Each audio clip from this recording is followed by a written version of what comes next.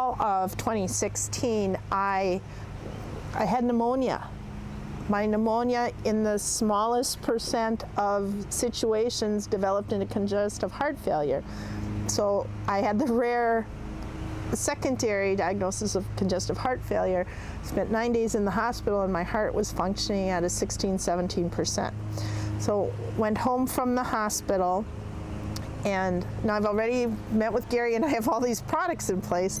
I go home from the hospital, and 2 weeks later, our oldest son and I went to visit my mother-in-law at a nursing home in Albany, and got out of the car. We're walking across the parking lot, and the last thing I remembered was saying, "Michael, I can't carry this box," and then I had a cardiac arrest and literally dropped dead on a cold January day in Albany.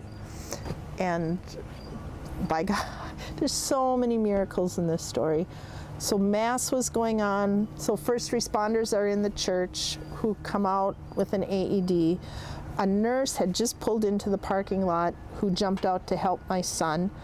The sheriff had just pulled off the freeway and was a block and a half away from where I was laying in the snowbank dead. The local police had just come into town. Albany had, so the community of Albany had just lost their community hospital, and they had, through generous donations, bought what's called a Lucas machine. So a Lucas is a machine that in a cardiac arrest does automatic CPR on a person, does the compressions. So in a cardiac arrest, most often the challenge is we as human beings don't do CPR hard enough for the heart to perfuse enough to get the blood flowing. There's also the issue of overheating. Well, it's cold winter, I'm in a snowbank, and they, multiple times my heart stopped and they were able to get it going. My son Michael, who's there in the parking lot, had been, as he tells the story, pretty much told they didn't expect I would survive. So he has to call his two brothers, one in Washington, D.C. and one in Minneapolis, and so our poor sons lived through a few days of hell. But being the stubborn lady I am, defied the odds. Really, it's truly so many miracles of God's grace and God's presence in people who did extraordinary things in a really strange, weird situation. Because everybody coming out of church that was... I know, and pray, I just think all the prayers, all the angels and saints, and my beloved David, I'm certain, just pulling for me.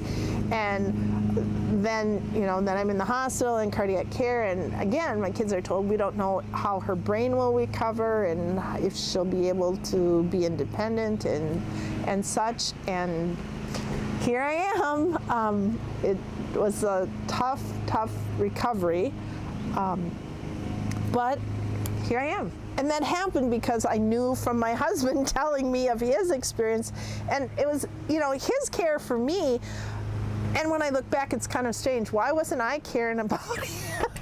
But it wasn't at the time.